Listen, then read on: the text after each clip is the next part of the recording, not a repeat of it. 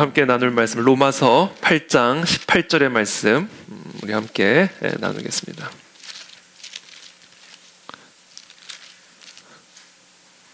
로마서 8장 18절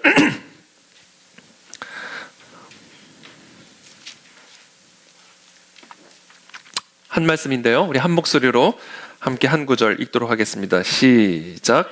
생각하건대 현재 고난은 장차 우리에게 나타날 영광과 비교할 수 없도다. 아멘.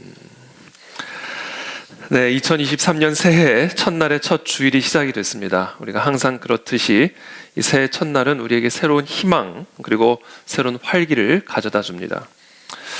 그러나 동시에 이 마음 한구석에는 아직 펼쳐지지 않은 이 미래에 대한 막연한 염려와 불안이 동시에 자리 잡고 있는 것도 우리가 부인할 수 없는 사실입니다. 자, 이처럼 우리는 언제나 희망을 느끼면서 동시에 불안을 느끼는 존재입니다. 여러분 200년 전 우리 조상들에게 지금 우리가 누리고 있는 대한민국의 발전상을 설명해 준다면 아마 우리 조상들은 대한민국을 아무 염려도 없고 아무 걱정할 것도 없는 유토피아라고 생각했을지 모릅니다. 서울에서 부산까지 도보로 한 달 걸리던 여행을 이제는 KTX로 2시간 반이면 갈 수가 있고 1800년대 무렵 35세였던 평균 수명이 지금은 85세로 늘어났으며 또 먹고 싶은 음식은 언제 어디서나 주문해서 먹을 수 있는 배달의 민족이 되었으니 이 1800년대 조선인들에게는 그야말로 꿈과 같은 현실을 우리 모두는 지금 살아가고 있는 겁니다. 그러나 정작 우리의 현실은 어떻습니까? 정말 우리에게는 아무런 염려도 없고 아무런 걱정도 없습니까? 그런 꿈 같은 현실을 살아가고 있는 사람들이 왜 이렇게 많은 우울증과 공황장애로 이와 같은 불안장애로 고통을 겪고 있는 것입니까? 여러분, 우리는 이런 현실을 통해서 무엇을 배울 수 있느냐 하면 이 불안과 염려는 나의 환경으로 인해 갖게 되는 감정이 아니라는 사실입니다. 지금 나의 환경이 완벽한 환경이라 할지라도 여러분 인간은 본성적으로 불안과 염려를 안고 살아갈 수밖에 없는 존재입니다. 왜냐하면 우리 마음의 염려와 불안은 나의 외적인 상태 때문이 아니라 나의 내적인 상태 때문에 갖게 되는 감정이기 때문에 그렇습니다. 그럼에도 불구하고 너무나 많은 사람들이 이 자신의 외적인 환경을 바꾸면 자신의 불안과 염려도 사라지게 될 것이라고 착각을 하고 있습니다. 자, 그렇다면 인간의 불안과 염려의 본질적인 이유는 무엇일까요? 그것은 바로 인간의 죄입니다. 창세기 3장 10절입니다. 이르되 내가 동산에서 하나님의 소리를 듣고 내가 벗었으므로 두려워하여 숨었나이다. 여러분, 죽음도 없고 고통도 없고 가난도 없는 하나님이 함께 계시는 그 완벽한 에덴 동산에서 여러분 도대체 불안해하고 염려할 일이 뭐가 있었겠어요? 그런데 그 에덴 동산에서조차 아담과 하와는 불안장애를 갖고 있었단 말이에요. 여러분, 이것은 우리에게 무엇을 말해주는가? 아담과 하와의 불안장애는 결코 환경적인 문제로부터 온 것이 아니었다는 사실을 우리에게 말씀해주고 있는 겁니다. 즉 인간은 에덴 동산에 데려다 놔도 두려워하고 염려할 수밖에 없는 존재라는 사실을 우리에게 가르쳐주고 있는 거예요. 여러분, 우리가 천국에 가도 우리 인간이라는 존재는요, 물론 우리가 죽은 후에 천국이 아니라 지금 이 상태로 천국에 가도 우리는 염려하고 두려울 수밖에 없는 존재예요. 왜냐하면 인간이라는 존재 자체가 이 내면의 상태 때문에 두려움과 염려를 갖고 있기 때문에 그렇습니다. 그렇다면 인간이란 존재는 왜 에덴 동산에 데려다 놔도 두려워하고 염려할 수밖에 없는 존재가 되었는가? 그 이유는 하나예요. 하나님에 대한 인간의 거역으로 인해 인간이 하나님과 불화한 상태가 되었기 때문에 그렇습니다. 하나님에 대한 인간의 거역으로 말미암은 하나님과 인간 사이의 불화가 인간의 모든 불안과 두려움의 원천이요 본질적인 이유입니다. 자, 이것을 바꿔서 말을 하면 우리에게 진정한 평안을 주실 수 있는 분은 오직 하나님 한 분뿐이라는 사실을 의미하는 거예요. 나에게 참된 평안을 주실 수 있는 유일한 분을 내가 거역했고 그 유일한 분을 내가 거역하여 불화한 상태에 있게 되었기 때문에 내가 아무리 내 마음을 편안하게 가져보자, 겁내지 말자, 자신을 달래고 또 달래봐도 인간은 스스로 평안을 만들어낼 수 없는 존재가 된 겁니다. 우리에게 평안을 주실 수 있는 분은 오직 한 분, 하나님 한 분뿐이에요.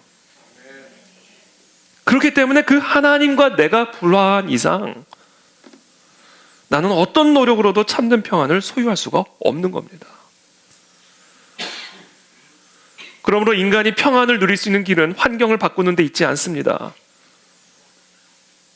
오직 하나님과의 관계 회복을 통해서만 인간은 평안을 누릴 수가 있게 됩니다. 왜냐하면 오직 하나님 한 분만이 우리에게 평안을 주실 수 있는 분이기 때문에 그렇습니다.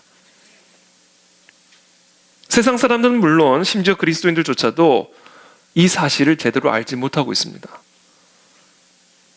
인간의 불안과 염려는 바로 죄의 결과입니다.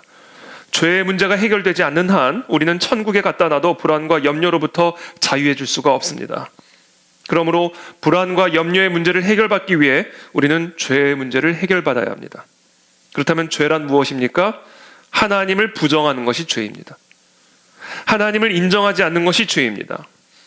하나님의 전능하신 주권, 하나님의 전능하신 권세, 하나님의 사랑, 하나님의 하나님 되심을 인정하지 않는 것이 죄입니다. 이 죄로 말미암아 모든 인간은 하나님과 불화하게 되었고 그 결과 모든 인간은 하나님의 진노 아래 거하게 되었습니다. 그래서 인간은 어떤 상황 속에서도 평안을 누릴 수 없는 존재가 되어버린 겁니다. 그러나 너무나 감사하게도 하나님의 전적인 은혜로 말미암아 그와 같은 하나님의 진노로부터 우리가 구원을 받을 수 있는, 그래서 하나님과 화해할 수 있는 길이 열리게 된 것이죠. 그것이 바로 십자가의 피입니다. 그의 십자가의 피로 화평을 이루사, 화목을 이루사, 평안을 이루사, 만물 곧 땅에 있는 것들이나 하늘에 있는 것들이 그로 말미암아 자기와 화목하게 되기를 기뻐하심이라. 예수 그리스도의 십자가의 피로 말미암아 죄인이었던 신분이 의인으로 바뀌고 하나님과 원수되었던 관계가 아버지와 아들의 관계로 바뀌게 된 겁니다. 자, 그렇다면 저와 여러분들 모두는 다 이제 하나님의 자녀가 되었기 때문에 하나님의 평안을 누릴 수 있는 존재들이 된 것입니다.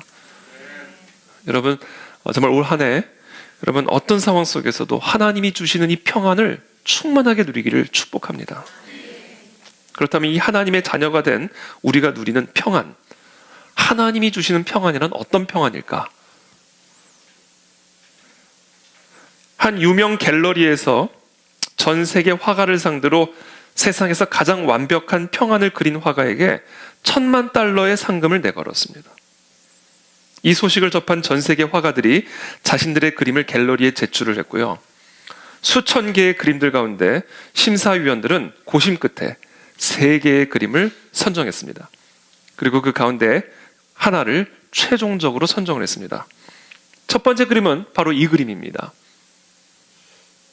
바라만 봐도 평안하지 않으십니까? 별로 안 평안하신 거죠. 실제로 가면, 실제로 들어가 보면 평안하지 않을 거예요. 벌레 있고, 동물 있고. 근데 일단 너무나 평안해 보이잖아요. 유리처럼 맑은 강과 흰 눈이 덮인 산 위에 찬란한 태양이 떠오르고 있는 그런 그림입니다. 두 번째 그림은 바로 이 그림입니다. 아름다운 강과 다리 위에 밝은 보름달이 떠 있고 강물에는 마치 거울처럼 저 아름다운 달과 별이 비추어지는 그런 우리의 마음을 편하게 만드는 그런 그림이죠. 그러나 여러분, 놀랍게도 최종적으로 선정된 그림은 이 두 그림들이 아니었습니다. 최종적으로 선정된 그림은 바로 이 그림입니다. 이 그림을 본 모든 사람들이 다 충격을 받았어요. 왜냐하면 이 그림은 지금 평안을 그리고 있는 그림이 아니라 재난을 그리고 있는 그림이기 때문에 그래요. 사람들은 심사위원들이 실수로 잘못된 그림을 선정한 것이라고 생각을 했습니다. 그러나 실수가 아니었습니다. 그래서 사람들은 도대체 왜 이 그림을 세상에서 가장 완벽한 평안을 그린 그림으로 선정하게 되었는지에 대한 명확한 해명을 요구했습니다. 그러자 심사위원장은 그 이유를 다음과 같이 설명했습니다. 여러분은 이 그림 속에서 폭풍과 짙게 깔린 어두운 구름 같은 재난의 모습만을 집중적으로 보셨을 것입니다. 그러나 이 그림의 가장 핵심적인 부분은 그런 것들이 아닙니다.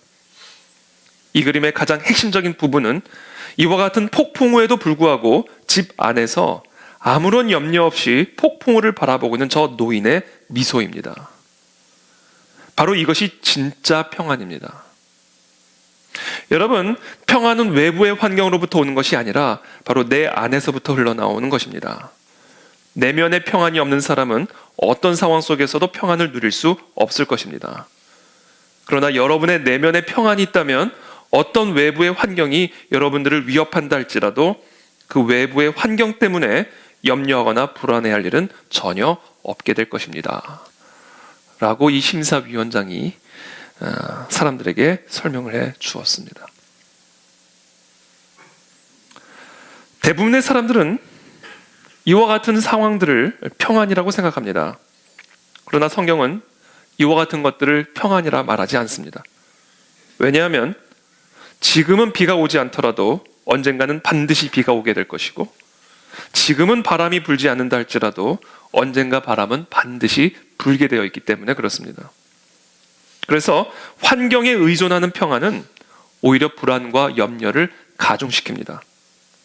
왜냐하면 분명히 오기는 올 텐데 언제 올지를 알 수가 없기 때문에 그래요.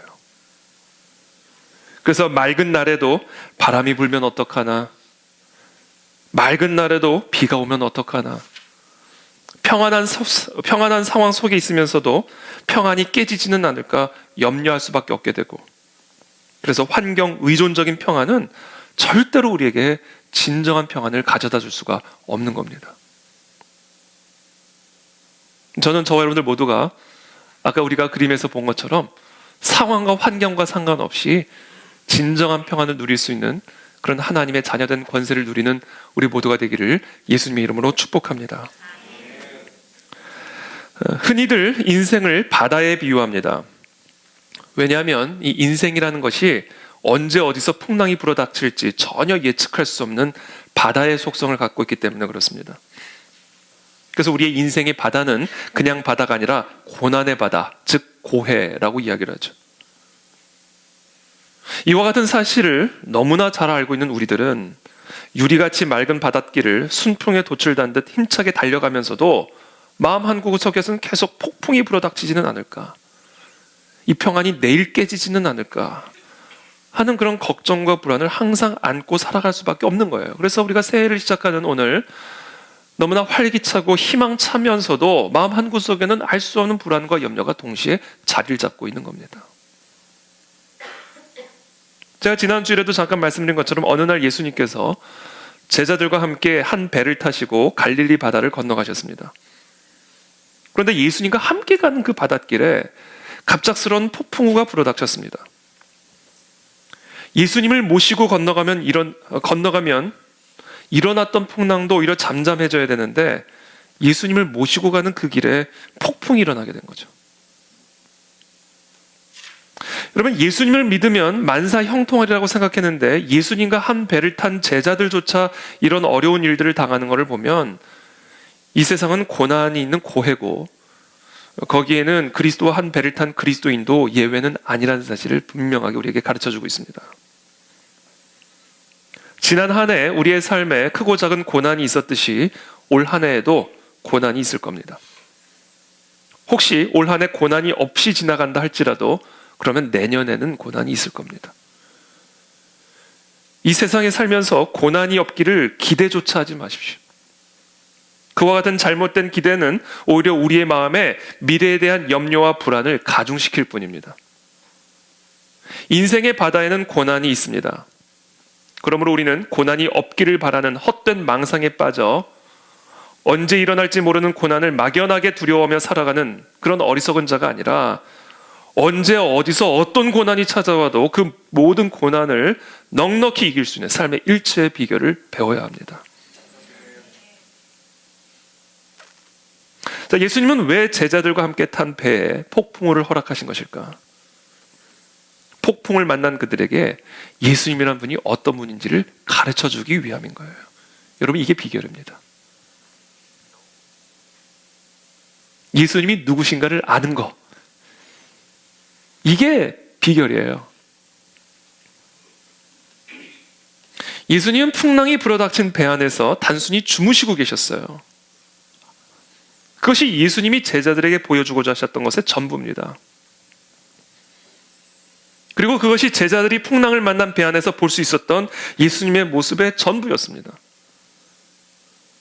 그리고 그것으로 충분했습니다. 왜냐하면 그것이 인생의 고해에서 우리 모두가 진정한 평안을 누릴 수 있는 비결의 전부이기 때문에 그래요. 주님은 풍랑 속에서도 조용히 주무시고 계시는 모습을 제자들에게 보여주셨습니다. 그리고 그와 같은 예수님의 모습을 바라보는 것이 평안을 누리는 일체의 비결이라는 사실을 제자들과 저희들에게 가르쳐주고 계시는 겁니다. 보물섬, 또 지킬 박사와 하이드의 작가로 유명한 로버트 루이스 스티븐슨이 배를 타고 남태평양을 여행하는데 갑자기 큰 폭풍을 만나게 됐습니다. 처음에는 그저 잠깐 지나가는 것이겠지 생각을 했는데 갈수록 배는 무섭게 흔들리고 많은 사람들은 염려와 불안에 사로잡히기 시작했습니다. 스티븐슨은 참다 못해서 자기도 모르게 갑판으로 뛰어올라가 선장을 찾았습니다. 그런데 그가 그 선장의 얼굴을 보는 순간 놀랍게도 조금 전까지만 해도 자신의 마음을 사로잡고 있던 그 염려와 불안이 순식간에 사라지는 것을 경험했습니다. 도대체 어떤 모습을 보았길래 이 모든 염려와 불안들이 순식간에 사라지게 됐을까요? 선장의 얼굴이 얼마나 평안해 보였는지, 배가 뒤집힐 것 같은, 그래서 엄청난 위협과 염려와 불안에 사로잡혀 있는 그런 상황 속에서도 선장의 얼굴이 얼마나 평안했는지, 그 평안한 얼굴을 보고는 자기도 모르게 모든 염려와 불안이 싹 가셔버린 거예요.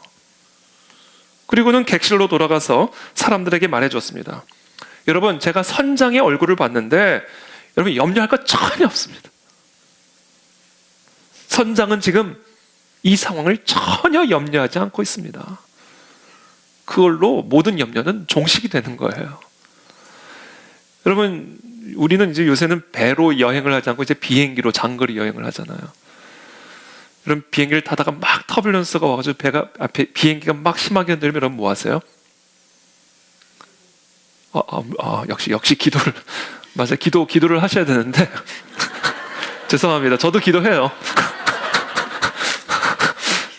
기도를 해야죠. 기도를 맞아요.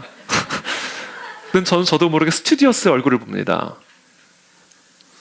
저 얼굴의 표정이 지금 어떤 표정인가? 기장의 목소리가 떨리는지 안 떨리는지를 제가 보는 거죠. 스튜어디스가 그냥 환하게 웃고 지나가면 괜찮은 거예요. 그렇잖아요. 기장의 목소리가 또렷또렷하고 떨리지 않고 우리의 염려를 딱 캄다운 시키는 그런 힘 있는 목소리가 나오면 아무 염려할 필요가 없는 거예요. 근데 기장이 여러분 그럼 그때는 이제 비행기가 편하게 날아가고 있어도 뭔가 잘못됐구나 이렇게 되는 거죠.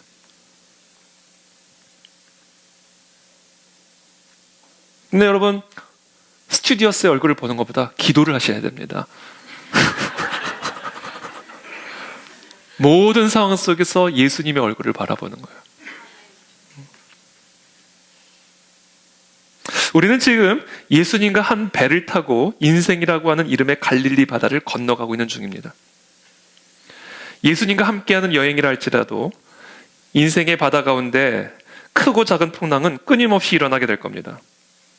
우리는 그때마다 배 한켠에서 평안한 모습으로 주무시고 계시는 예수님을 바라봐야 됩니다. 그것이 예수님이 우리들에게 가르쳐 주신 참된 평안을 누릴 수 있는 비결입니다. 예수님의 그 평안한 모습을 바라보는 것에서부터 참된 평안이 흘러나옵니다. 왜냐하면 예수님의 그 평안한 모습은 모든 바람과 파도를 다스리고 통치하시는 하나님이라는 사실을 우리에게 보여주시는 표정이기 때문에 그렇습니다. 그래서 지금 여러분, 저와 여러분들의 삶에 지금 어떤 풍랑의 과정을 통과하고 계시는지는 모르겠습니다만 그러나 여러분들이 그와 같은 풍랑의 과정들을 통과하고 계신다면 예수님이 우리에게 가르쳐준 전부 평안한 모습으로 주무시고 계신 그 예수 그리스도의 얼굴을 바라보시기를 축복합니다. 풍랑이 일어났다면 도대체 왜? 라고 질문하지 마시고 평안히 주무시고 계시는 예수님의 얼굴만을 바라보십시오. 거기서부터 세상에 줄 수 없는 참된 평안이 흘러나오는 것을 경험하게 될 것입니다. 사도 바울은 그리스도인들이 안고 있는 모든 문제의 본질을 한마디로 이렇게 요약했습니다. 너희 안에 하나님의 성령이 거하시는 줄을 알지 못하느냐. 그렇습니다, 여러분. 우리가 안고 있는 모든 염려와 불안의 본질적인 문제는 우리 안에 예수 그리스도께서 평안히 주무시고 계신다는 사실을 알지 못하고 있는 것에 있는 거예요. 우리 안에 예수를 죽은 자 가운데서 살리신 하나님의 성령이 거하심으로 말미암아 우리도 그리스도와 같이 죽음을 이길 수 있는 그 그리스도의 권세를 상속받았음을 알지 못하는 것에 모든 문제의 본질이 있는 겁니다. 로마서 8장 17절입니다. 자녀이면 또한 상속자 곧 하나님의 상속자요 그리스도와 함께한 상속자니. 파도가 요란하게 소리치며 뱃전을 때리는 갈릴리 바다, 제자들이 살려달라 아우성치는 요란한 공포의 분위기 속에서 배 한켠에서 깊이 잠드신 주님의 모습을 그려보십시오. 바로 그 평안이, 주님이 누리시는 바로 그 평안이 저와 여러분들 모두가 예수 그리스도로부터 상속받은 권세요, 영광이요, 평강입니다, 여러분. 그렇다면 그와 같은 영광을 누릴 수 있는 그런 방법이 무엇인가? 배 한켠에서 평안히 주무시고 계시는 예수님을 바라본다는 것은 구체적으로 무엇을 하는 것을 의미하는 것인가? 내 안에 내주하시는 하나님의 영, 그리스도의 영을 나의 영혼으로 잠잠히 찬양하고 경배하고 높여드리는 거예요. 내 안에 하나님이 계십니다, 여러분. 내 안에 예수 그리스도께서 계십니다. 그 예수 그리스도께서 잠잠히 평안한 모습으로 주무시고 계신다는 거예요. 그 예수 그리스도를 찬양하라는 거예요. 예수님이 주무시고 계시는 거는요, 예수님이 졸고 계신다는 의미가 아니잖아요.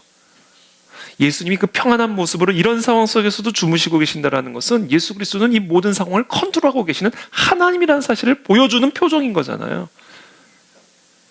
그러니까 그 하나님을, 내 안에 내주하시는 그 성령 하나님을 우리의 영혼으로 끊임없이 찬양하고 경배하고 높여드리라는 거예요. 모든 상황 속에서. 거기서 평강이 흘러나온다는 겁니다. 이게 비결이에요. 병실에 누워 계실 때 내 안에 계시는 성령 하나님, 내 안에 계시는 예수 그리스도를 높여드리십시오. 평안히 주무시고 계신 그 그리스도의 표정을 바라보면서 내 안에 계신 예수 그리스도를 찬양하십시오. 주님, 나에게도 그 평안을 상속하여 주옵소서. 아니, 그 평안을 이미 나에게 상속해 주셨음을 감사합니다. 모든 염려를 소멸시킵니다. 예수 그리스도만을 높여드립니다. 이런저런 종류의 다양한 삶의 위기 속에서 두려워 떨지 마시고 내 안에서 평안하게 모든 것을 다스리고 통치하시며 주무시고 계시는 그 예수 그리스도만을 끊임없이 경배하고 찬양하고 높이시기를 축복합니다. 그래서 우리 교회 18번 있잖아요. 저의 18번. 샬롬 샬롬. 끊임없이 그 찬양 부르세요, 여러분. 오늘 우리 예배 후에 그 찬양 좋겠어요. 끊임없이 샬롬. 그러면서 계속 예수님을 높여드리는 거예요. 그때 샬롬이 임합니다, 여러분.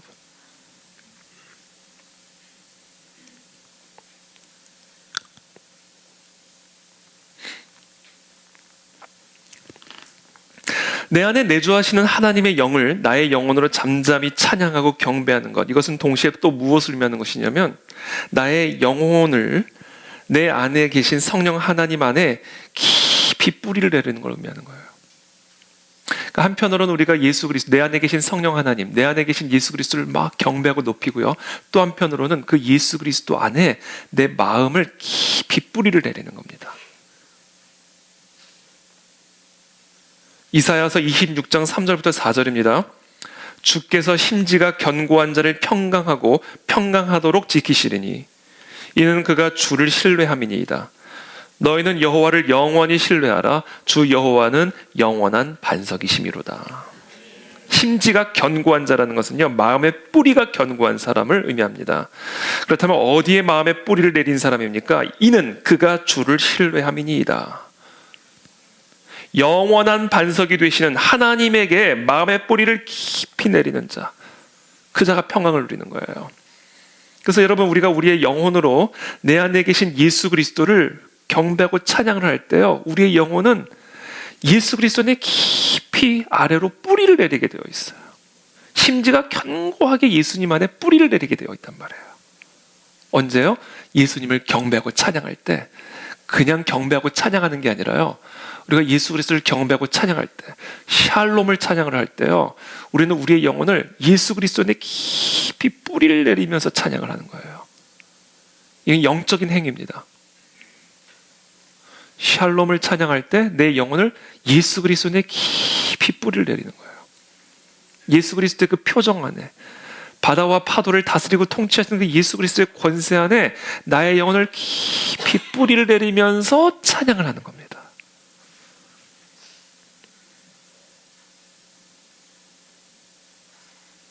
특별히 우리의 마음을 영원하신 반석이 되신 예수 그리스도 안에, 하나님 안에 뿌리를 내린다는 것은요, 좀 더 구체적으로 우리를 향하신 흔들림 없는 바위와 같은 하나님의 사랑 안에 뿌리를 내리는 것을 의미하는 거예요.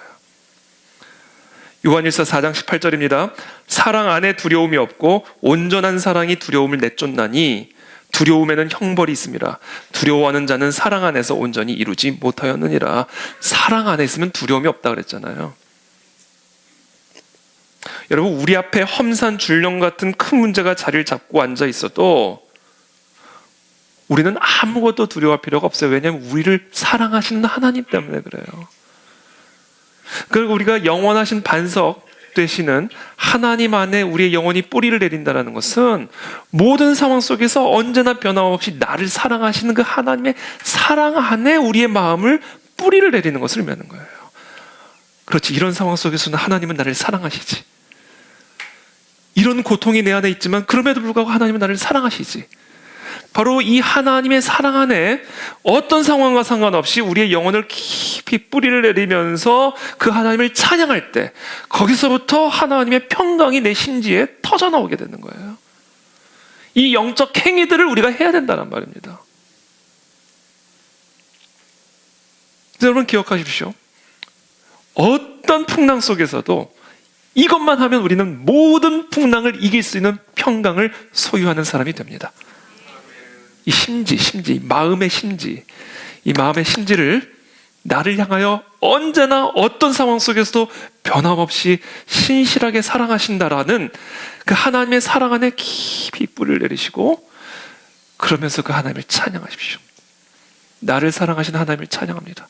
하나님, 이렇게 우겨쌈을 당하는 이런 상황 속에서도 하나님은 나를 사랑하고 계시죠. 그 하나님을 찬양합니다. 하나님, 이렇게 고통스러운 상황 속에서도 하나님은 나를 사랑하고 계시죠. 그 하나님을 경배합니다.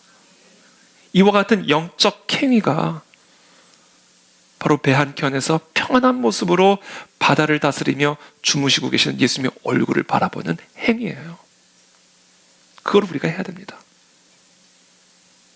저는 새벽마다 그 일을 하시기를 축복하고, 밤마다 그 일을 하시기를 축복하고, 여러분은 순간순간 상황 속에서 그 일을 행하시기를 축복합니다. 거기서 세상이 줄 수 없는 참된 평안이 터져나오는 것을 반드시 경험하게 됩니다, 여러분. 왜냐하면 우리는 하나님의 자녀들이기 때문에 그래요.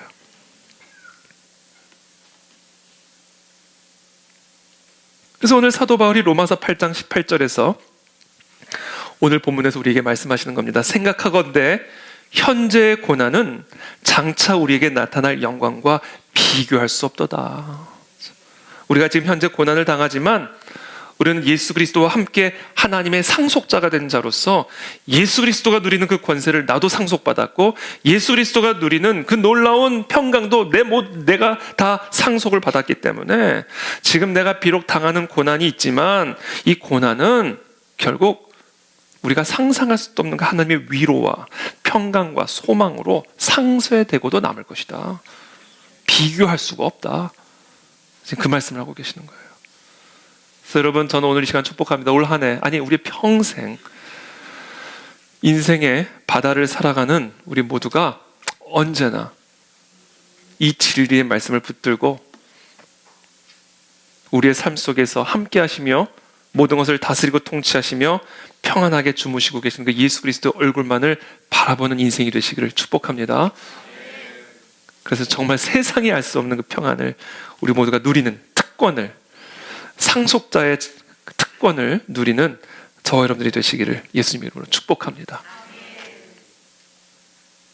근데 제가 마지막으로 한 가지만 더 말씀을 드리고 싶은 부분인데, 그건 뭐냐면, 특별히 성도들은 이 세상에서 다른 모든 사람들이 겪는 고난에 대해서 뿐만 아니라 특별히 우리가 성도들이기 때문에 당하는 고난의 의미도 이해하셔야 됩니다. 이 세상을 살아가는 모든 사람들은 성도든 성도가 아니든 다 고난을 당해요. 그러나 특별히 성도이기 때문에 당하는 고난이 있어요.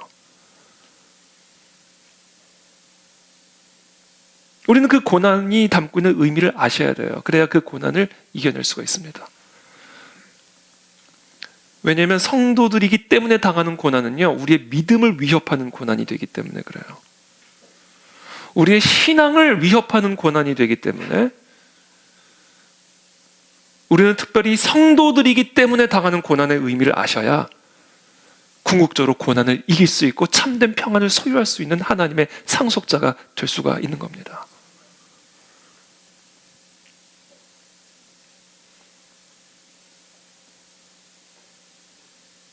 성도들의 고난, 성도들이기 때문에 당하는 고난, 혹시 그와 같은 고난을 통과하고 있는 분들이 계신다면, 내가 성도가 아니라면 이런 고난 당하지 않아도 되는 건데, 성도가 아니라면 내가 굳이 이런 것 때문에 내가 고통스러워할 필요가 없는 건데, 성도이기 때문에 당하는 고난을 지금 통과하고 계신다면 그 고난은 그리스도를 위해 당하는 고난이라는 사실을 반드시 기억하셔야 됩니다. 그리스도를 위해서 받는 고난이에요. 여러분, 지난 우리가 24일 날 그 추운 겨울, 그 강남 한복판에서 2시간, 3시간 앉아 있는 거예요. 이거 아무것도 아닌 것처럼 보이지만요, 그리스도를 위해서 받는 고난입니다. 그래서 기쁜 거예요.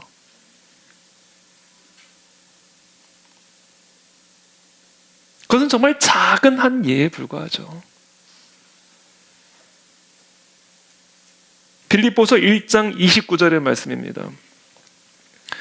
그리스도를 위하여 너희에게 은혜를 주신 것은 다만 그를 믿을 뿐 아니라 또한 그를 위하여 고난도 받게 하려 하심이라. 이 말씀 오늘 너무 중요한 말씀이에요. 그리스도를 위하여 너희에게 은혜를 주신 것은, 그러니까 너희에게 베푼 그리스도의 은혜는 그를 믿을 뿐 아니라, 자, 그를 믿을 수 있도록 베풀어 주시는 은혜일 뿐만 아니라 그를 위하여 고난을 받게 하는 은혜까지도 포함된 은혜다. 여러분, 예수 그리스도께서 우리에게 베풀어 주신 은혜는 그리스도를 믿을 수 있는 믿음을 주신 은혜일 뿐 아니라 그 그리스도를 위해서 고난을 받는 은혜까지도 포함된 은혜예요.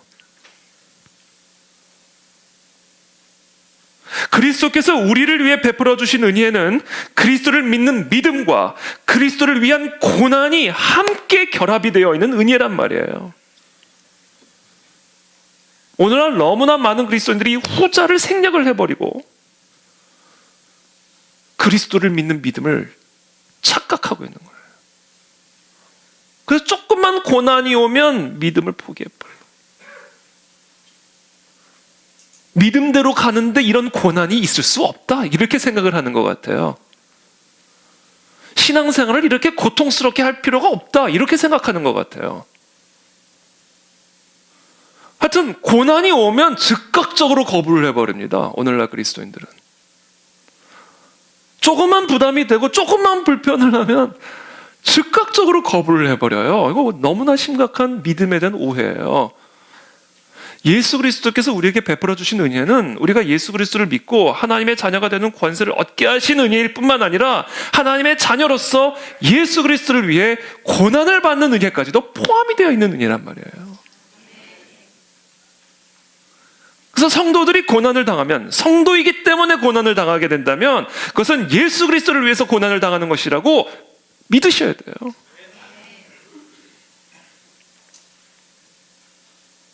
그래서 제가 지난주에 설교를, 아까도 설교 중에 입이 굳어가지고 받아들이시기를 바랍니다, 그렇게 입이 얼어가지고. 제가 어저께 지난주에도 말씀드렸죠. 이거는 추운 게 아니야, 시원한 거야, 시원한 거야. 이거는 잘못된 세뇌예요. 그렇게 하면 안 되는 거예요. 이거는 그리스도를 위해서 받는 고난이다, 이렇게 생각을 해야 되는 거예요. 예수 그리스도를 위해서 내가 당하는 추위다. 거기서 추위를 이기는 힘이 나오는 거예요. 추운데 이건 시원한 거, 이게 뭐예요, 이거는? 벌벌 떨면서 이건 시원한 거, 이게 무슨, 뭐예요? 이거는 아무것도 아닌 거예요. 헛된 평안이죠. 이거는 예수 그리스도를 위해 당하는 추위다. 예수 그리스도를 위해서 당하는 고난이다. 이러고 나가야 거기서부터 추위를 이기는 힘이 들어오는 거예요.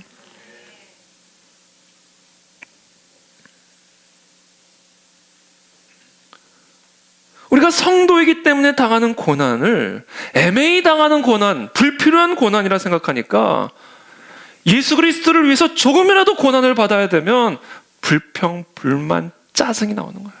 이거 왜 해야 되냐? 무슨 의미냐? 하는 사람이 있고 안 하는 사람이 있고 그렇게 되는 거예요.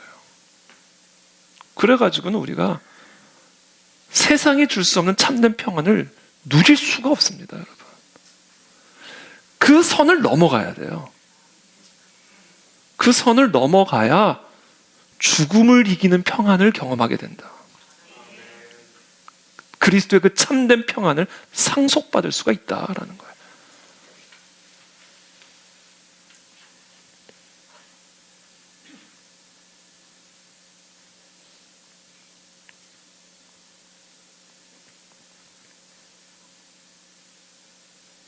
그래서 우리 성도들이기 때문에 당하는 고난은 여러분 반드시 기억하십시오. 예수 그리스도를 위해 당하는 고난이라는 사실을 반드시 기억하십시오.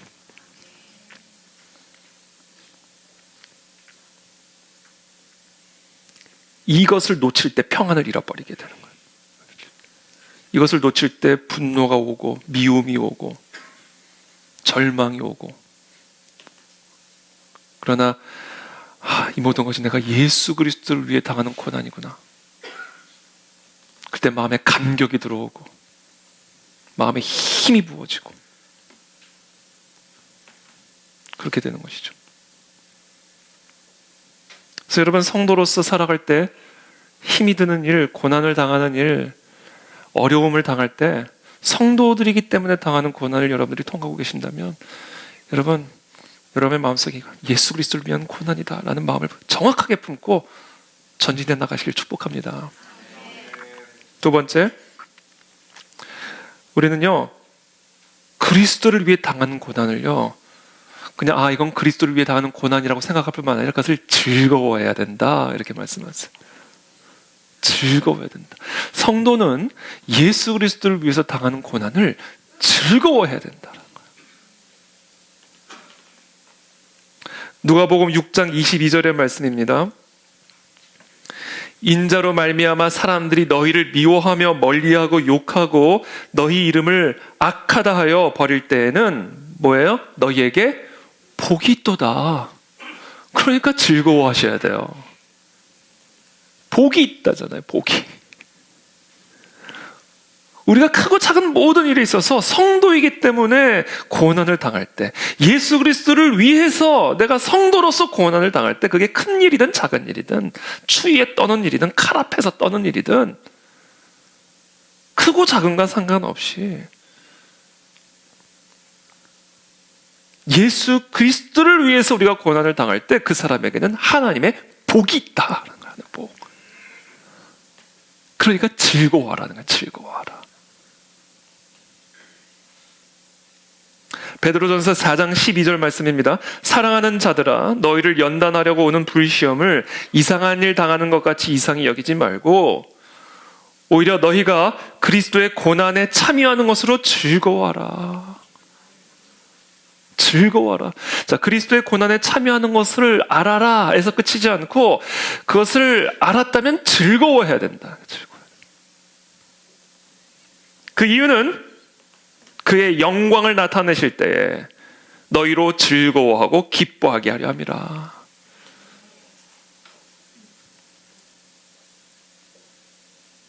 여러분, 성도들의 믿음으로 말미암아 당하는 그 고난이 예수 그리스도를 위해서 받는 고난이라는 사실을 이해하고, 그리고 그 고난이 결국 나에게 말할 수 없는 복이 될 거라는 사실을 즐거워할 때 우리는 그 고난을 넉넉하게 이길 수 있는 복, 권세, 영광을 상속받게 됩니다.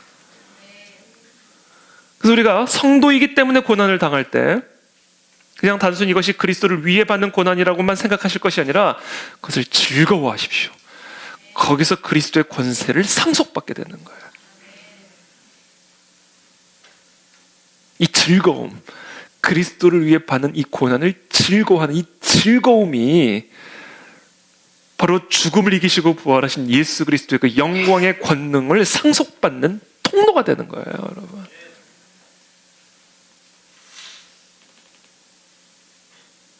바울이 옥에 갇혔죠.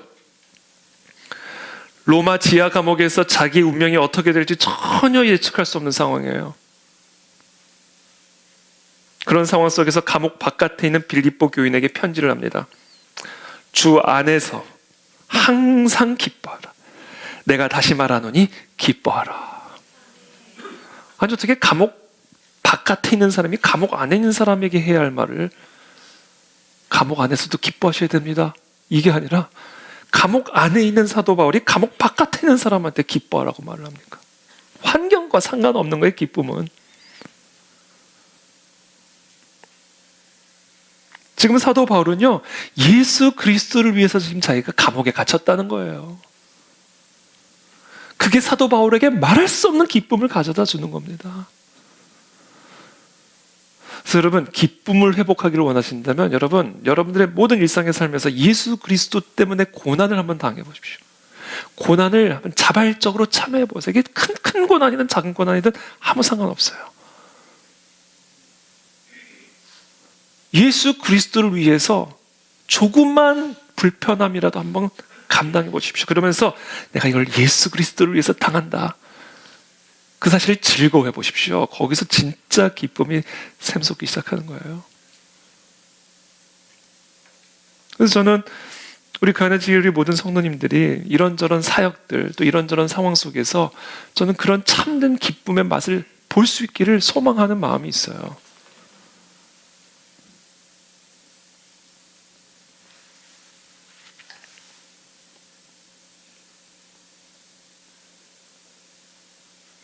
그러면 뭐 이것도 막 아무 근거 없는 기쁨인가? 마치 추워 죽겠는데 시원해 이렇게 세뇌시키는 것처럼 그런 자기 세뇌적 기쁨인가? 아니에요. 정확한 근거가 있는 기쁨이에요. 왜 즐거워해야 되는지를 하나님은 정확하게 가르쳐 주십니다. 베드로전서 4장 14절의 말씀입니다. 너희가 그리스도의 이름으로 치욕을 당하면, 너희가 그리스도의 이름으로 말미암아 고난을 당하면 복 있는 자로다. 그러므로 즐거워하라. 왜 복이 있고 왜 즐거워해야 되는지 아느냐? 영광의 영, 곧 하나님의 영이 너희 위에 계심이라. 여러분, 우리가 예수 그리스도를 위해서 고난을 당할 때요, 하나님의 영이 우리 안에 계신다, 우리 위에 계신다, 우리 위에 함께 하신다라는 거예요. 그래서 너는 복 있는 자고 그래서 즐거워해야 된다라는 겁니다. 다니엘이 사자굴에 들어갔을 때 천사가 그와 함께 했습니다. 성도로서 고난을 당할 때 천사가 그와 함께 했다는 거예요. 다니엘의 세 친구가 불 속에 떨어졌을 때 신의 아들 같은 이가 와서 그들과 함께 그 불 속을 걸었다 기록하고 있습니다. 성도로서 그리스도를 위해서 고난을 당할 때 하나님의 영이 불구덩이 안에도 같이 들어가 계신다는 거예요. 그러니까 털끝 하나 안 다치고 나오잖아요. 스데반이 복음을 증거하다가 죽음을 앞두고 있을 무렵에 천사가 그의 눈을 열어서 하나님의 아름다운 영광과 예수 그리스도께서 그 우편에 서 계신 것을 보게 하셨어요. 영안이 열린 거예요. 이 신비로운 일들이 일어나는 거예요. 그리스도를 위해서 성도들이 고난을 당할 때 신비로운 일들을 경험하게 되는 겁니다. 왜? 하나님의 영이 그와 함께하기 때문에. 하나님을 더 깊이 체험해보고 싶으시다면 하나님을 위해서 고난을 자발적으로 참여하십시오. 예수를 믿는다는 이유 때문에 14년간 감옥살이를 하다가 나온 루마니아의 리처드 범브란트 목사님은 이렇게 얘기합니다. 감옥 생활에서 이 세상 어느 것에도 견줄 수 없는 특이한 황홀경과 같은 기쁨을 맛보며 살았다. 이거는 감옥 바깥에 있는 사람이 절대로 알 수 없는 평안이에요.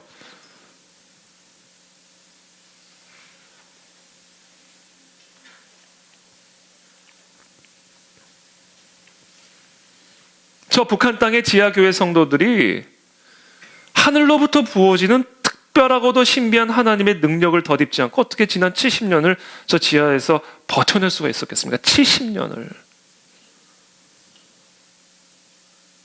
성도들이 예수 그리스도를 위해서 고난을 당할 때요, 하나님의 신비롭고도 특별한 역사들이 부어지게 되는 겁니다.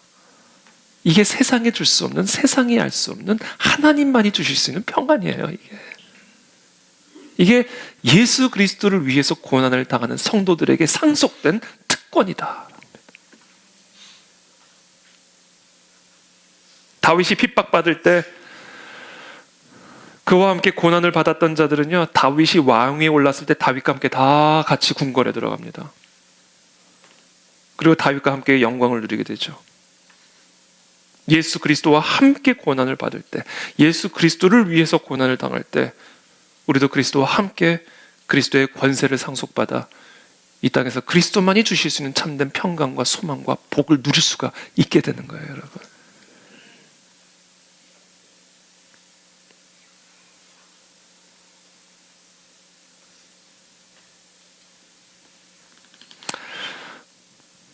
저는 이 시간 여러분을 축복합니다. 믿음을 위해 고난을 받으십시오. 사명을 위해 고난을 받으십시오.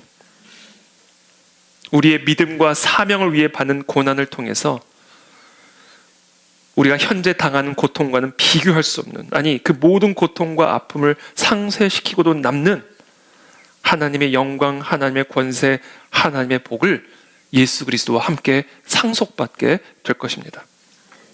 그러므로 어떤 풍랑 속에서도 믿음의 길을 선택하십시오. 어떤 풍랑 속에서도 사명의 길을 선택하십시오.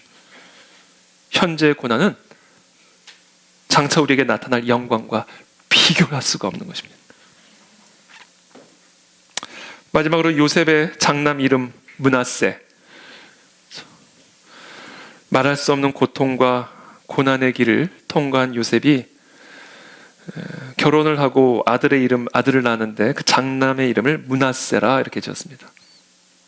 그 뜻의 이름이 뭐냐면 이렇게 기록을 하고 있습니다. 요셉이 그의 장남의 이름을 므낫세라 하였으니 하나님이 내게 내 모든 고난과 내 아버지의 온 집 일을 잊어버리게 하셨다 하미요. 그렇죠, 여러분. 우리가 장차 받게 될 그 영광은요, 우리가 그리스도를 위해서 받은 고난을 기억도 하지 못하게 만드는 비교할 수 없는 영광입니다. 비교할 수 없는 평강이고 비교할 수 없는 기쁨입니다. 저는 그와 같은 기쁨과 영광을 우리 모두 다 함께 그리스도와 함께 상속받는 그런 복된 믿음의 성도들이 되시기를 예수님 이름으로 축복하고, 올 한 해 그와 같은 하나님의 은혜를 충만하게 간증할 수 있는 그런 2023년 새해가 되기를 예수님의 이름으로 축복합니다. 함께 기도하겠습니다.